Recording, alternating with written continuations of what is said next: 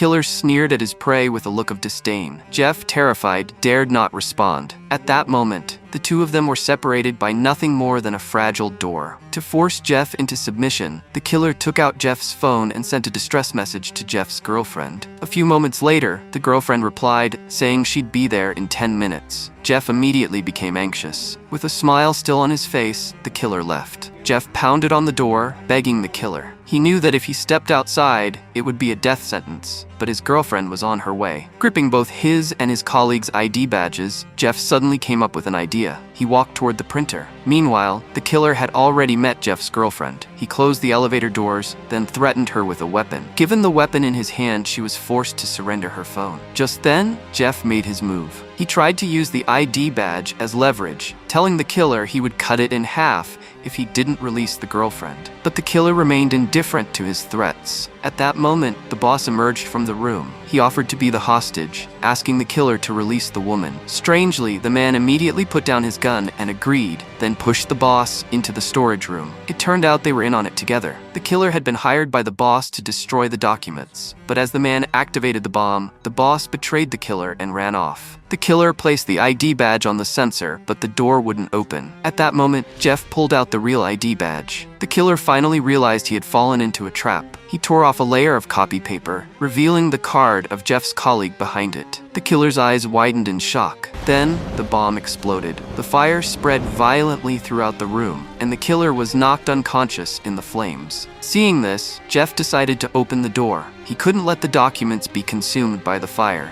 Though he managed to control the flames, he was suddenly attacked by the killer.